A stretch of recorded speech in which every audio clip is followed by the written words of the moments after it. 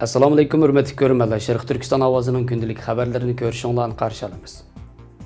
Tövəndə dehqonlar xabarlarimizning tafsiliy mazmunlarida bo'lsin.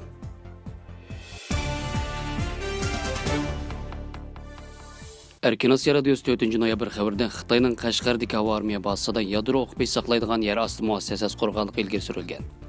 Bugungi Hindiston gazetining xabar qilishicha, bu gazetning bir tadqiqot gruppasi yaqinqi 8 oydan beri Qashqar aerodromidagi Xitoy havo armiya bazasida yuz bergan o'zgarishlarning sun'iy amra suratlarini analiz qilish orqali Xitoyning mazkur bazasida yadro o'qib saqlaydigan yer osti muassasasi qurganligini bayqagan.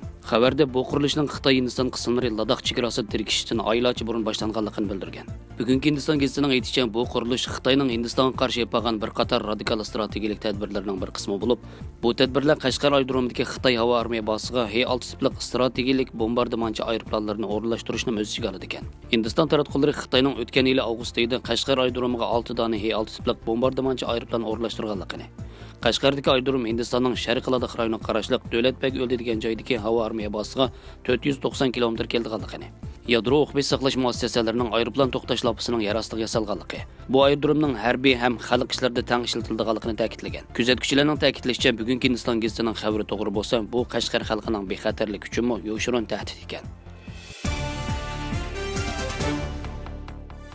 4 yanvar davr agentligining xabar qilishicha, Nyu-York aksiya birjasi oldingi hafta Xitoyning 3 chong telegraf shirkatining Trump hukumatining ma'muriy buyrug'iga asosan bozordan chekindirilgandan keyin Bloomberg aqllanbirining tahlilchilari Xitoy nefit shirkatlarining Amerika aksiya bozoridan chekindirishini nishon qilgan bo'lishi mumkinligini o'tirib qo'ygan. Bloomberg agentligining xabariga qaraganda, Bloomberg uchur analizchisi Henik Fong Xitoyning eng chong dengiz usti nefit ishlab chiqaruvchisi Xitoy davlatlik dengiz okean nefit shirkati, Xitoy davlatlik nefit shirkati va Xitoy nefit ximiya sanoat shirkati qatorliq energiya sanoati Xitoy armiyasi uchun intayin muhim bo'lib, Xitoy kontrolligida bo'lganligi uchun Amerika davlat mudofaa ministrligining qora tizimligiga kirgizilganlikdan Amerika aksiya bozoridan chekindirish ehtimolligi bor ekan. Trump hukumatining mablag' selishini cheklash buyrug'i va Xitoy kompartiyasi harbiy sanoat korxonalarining ma'muriy buyruqlariga asosan Xitoy ko'chma xabarlashish, Xitoy telegraf, Xitoy birlashma xabarlash shirkati qatorliq 3 chong telegraf shirkatini Amerika aksiya bozoridan shundaqla Nyu-York aksiya birjasidan chekindirganligini e'lon qilib, bu ish poychakning 7 yanvardan 11 yanvargacha savdodan to'xtatilganligini, ondan tizimlikdan o'chirish tartibini boshlaydiganligini bildirgan. Prezident Trump noyabrda buyruq imzolab, Amerikalik mablag' saqlovchilar va pensiya fondlarining Xitoy harbiy korxonalariga mablag' selishini cheklaydiganligini e'lon qildi. Ma'lum bo'lishicha, cheklim qo'yilgan shirkatlar qatorida yuqori tilga ilingan Xitoy shirkatlari bor bo'lib, Amerika doiralari o'tgan yili mayda Xitoy ko'chma xabarlash shirkatining Amerikada tijorat qilishini cheklagan. Dekabrda Amerikadagi telegraf shirkatlarining Huawei texnik cheklik shirkati ishlab chiqargan uskunalarni elib o'tishini buyurgan. Amerika Moliya ministrligining bildirishicha, Amerika hukumatining ma'muriy buyruqni texnik kuchaytirib, Xitoy kompartiyasi harbiy sanoat shirkatlarining barliq tarmoq shirkatlari va harbiy sanoat korxona aksiyasi bor mablag'larni cheklim kuchaytirganligini, kelgusida Xitoy harbiy korxonalarining pay huquqining 50%dan ko'pragini kontrol qiladigan o'rinlarni aniqlab, qora tizimlikka kirgizadiganligini, Amerika aksiya bozoridan cheklaydiganligini bayon qildi.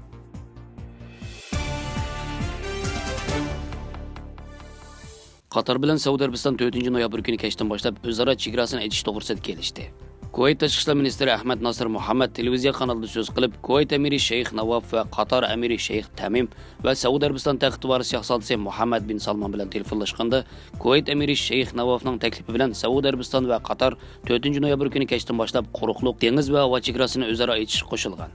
Navof al-Ahmad Navof 5 noyabr kuni Se'udi Erebistonda o'tkazilgan 41 navbatlik dengiz qo'ltiq hamkorlik kengashi boshliqlar yig'inida o'zaro uyushni kuchaytirib, munosabatlik halqalik masalalarni hal qilishga yordam beradigan yarish yig'ini bo'lganligiga ishonchi borligini, Qatar bilan Se'udi Erebiston orasidagi saqlanayotgan barliq masalalarni hal qilish to'g'risida birdaklik hosil qiladiganligini bildirgan. Se'udi Erebiston Arab birlashma xalifaligi, Bahrayn va Misr 2017 yil 5-iyunda Qatarni atalmish terrorlik guruhlarini qo'llash bilan ayblab, Qatar bilan bo'lgan barliq diplomatik munosabatlarni uzgan va uning iqtisodiy embargo yurgizishni boshlagan edi. Qatar mazkur davlatlarning barliq ayblashlarini rad qilgan va bu ahvol Paris qo'ltiq rayonida krizis paydo qilgan. Kuvayt krizis boshlangandan buyon taraflar o'tirsida murosasa qilish uchun tirishchilik ko'rsatgan.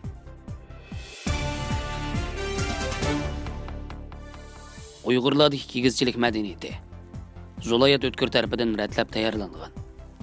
Kigiz Uyg'urlarning hayotida kam bo's bo'lmaydigan oila jabduqlaridan biri bo'lib, kigizchilik san'ati nihoyat uzoq tarixga ega. Kigiz Uyg'urlarning hayotidagi muhim kunlarda amra bo'ladigan jabduq bo'lib, qiz yigitlar to'y qilganda o'g'il taraf qiz meli sifatida qizga kigiz sov qiladi. O'lim yetimlardimi meyitni o'rash uchun kigiz qo'llanadi. Shunga odatda kambag'al bo'lsa-mu, har qanday bir Uyg'urning uyidan bir parcha kigiz tepiladi. Kigiz oilada bo'lishga tegishli mol bisotlarning biri. Altishar Uyg'urchasida kigizni bisot deb ataydi. Ondan başqa kigiz yana zinnat buyumi qatorida supulaga, yog'och karavotlarga selinishdan boshqa yeldan bo'lgan bo'g'im kasalliklarga mishba qiladi. Uyg'urlarda kigiz san'atining tarixi nihoyat uzun bo'lib, Go'nchi daryosining to'van iqimidagi qavrdan topilgan yodgorliklar ichida beshiga qushpi qistirilgan kigiz qalpoq kiygan jasadlar topilgan bo'lib, qavrdan yana paloz, o'tuk, bug'doy qatorliq buyumlarni bayqalgan. Bu buyumlarning yil tarixi buningdan 6400 yil burungi davrga to'g'ri keldi deb hukm qilingan. Kigiz ranglik gul besilgan Tanglamat kigiz.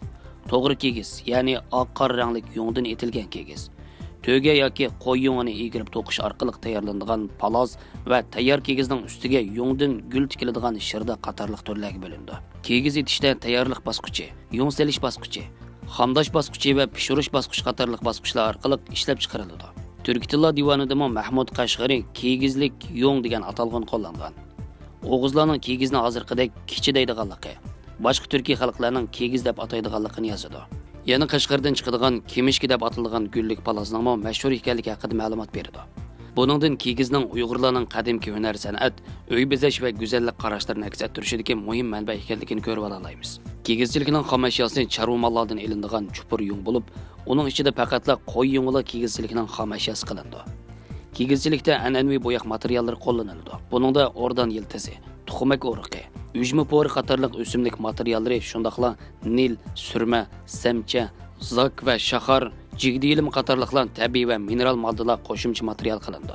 Kigizchilik qurollaridan yotang, tuka, tish do'kon, rezinda, qozon, qaycha, kaka, döşe, shapshak, arg'amcha, kiz, taroza, yikcho'p, langar cho'p, yog'och o'ymi tamg'a, cho'tka, o'liga, javur qatorliq saymonlar ishlatiladi. Hozir Shvetsiya London universitetidagi Gunnar Yarin kolleksionida saqlanayotgan Chag'atay tildagi kigizchilik risolasiga asosan Uyg'urlarda kigizchilikning 4 biri bo'lganligi va kigizchilikning sunnat, vojib farzlari bayon qilingan.